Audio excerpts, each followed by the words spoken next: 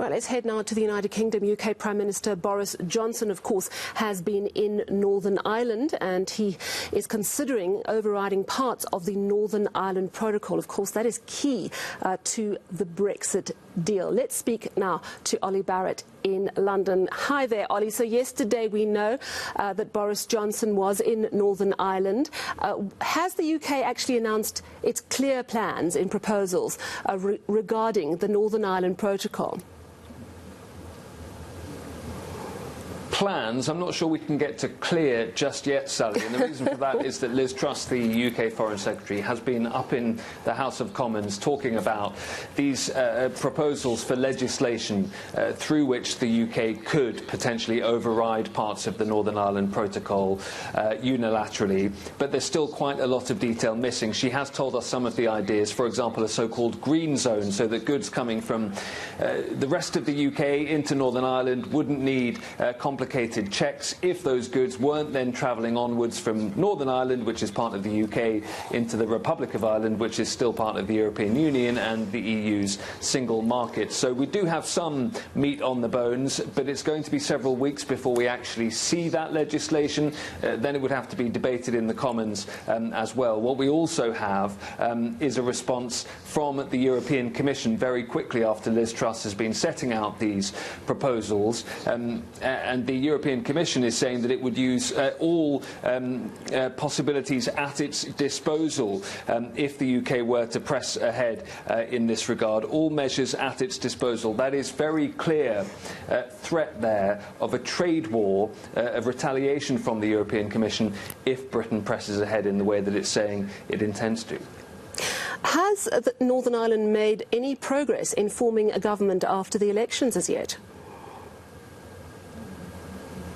Not really, and the DUP, the Unionist party in Northern Ireland, which would be set to take part in a power-sharing government with the nationalists Sinn Féin, the DUP is saying it will not take part in a government in Northern Ireland until the Northern Ireland Protocol is, in its view, fixed. Now, we are some way off that issue being solved, as has been demonstrated by the UK outlining plans today, because it says the European Union is not engaging properly in discussing how to fix the issues around the Northern Ireland Protocol, and the European Union, as we've been discussing, is threatening a trade war and suggesting that the UK hasn't been flexible enough in discussions up to now. These negotiations have been going on over a year around these issues, and very little progress has been made. And so, as we stand right now, it looks hard to see where the solution is when it comes to the protocol, and therefore hard to see how the DUP sign up to taking part in government in Northern Ireland. So for now, that part of the UK remains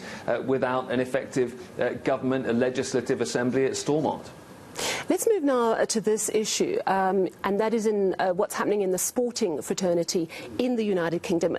I must note as well that today is the International Day against homophobia, biphobia and transphobia, and we're hearing the news that Blackpool Football Club professional player, 17 years old, Jake Daniels, is only the second British professional footballer to come out as openly gay.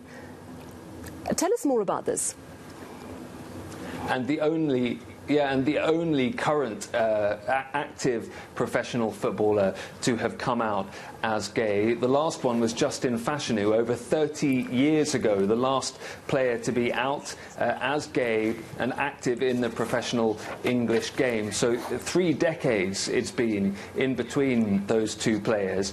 Jake Daniels says the time is now. He says that when he announced the news to his family and his teammates, a huge stress was lifted off his shoulders. As you say, he's 17. He has played his first team appearances for Blackpool this season. He signed his first professional contract with Blackpool this season. And bear in mind that Blackpool play in the Championship, so they're only one level below the Premier League. So this is a high-level professional footballer we are talking about. The Championship as well is one of the most viewed internationally leagues in the world, and even compares against some top-flight leagues from other countries. country. So this is very high profile indeed. It's very much been welcomed by his club. We've seen messages of support and tributes flooding in from all across the English Football League, but further afield as well. We've seen tributes coming in from foreign clubs, but foreign fans, foreign leagues too. Now, Jake Daniels has admitted that he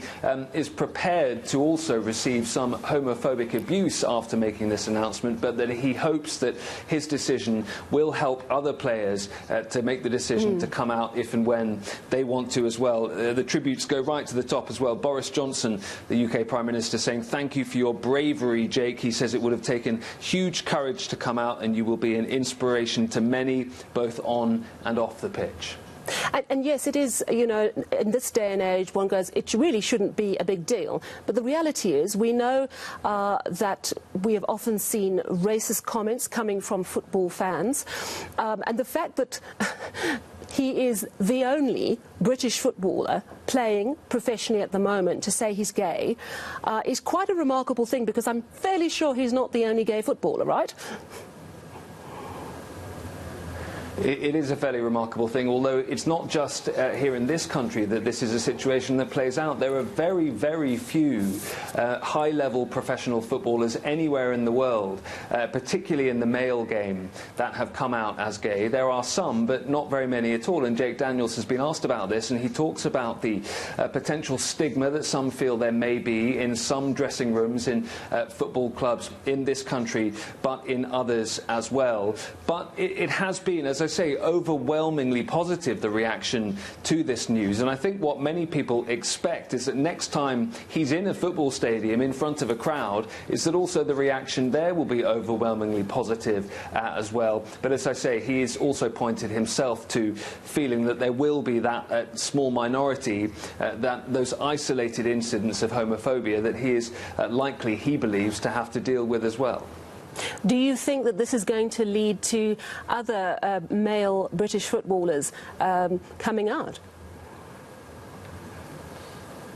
That is certainly what many people are expecting now, and a lot of the tributes that have been paid to Jake Daniels from some within and without football have been saying exactly that this may well open up the possibilities, make it easier for footballers who've been thinking about coming out to do so themselves, partly because of the positive reaction that Jake Daniels has received so far. So I think there is now that expectation that that may well be the case. Of course, what many people have been looking out for a long time is for there to be footballers prepared to come out in this way in the very top division in England, in the Premier League. And as I say, the Championship one level below that, so it is very high profile. But the English Premier League is a slightly different kettle of fish in terms of its international profile.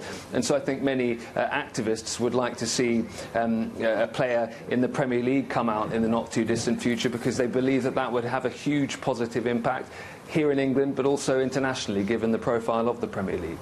Yeah, and it's wonderful that a 17-year-old had the courage, a youngster had the courage to take this bold step, and it's great to hear that it's been positively received. Thank you so much. That's our correspondent in London, Olly Barratt. Let's take a look now.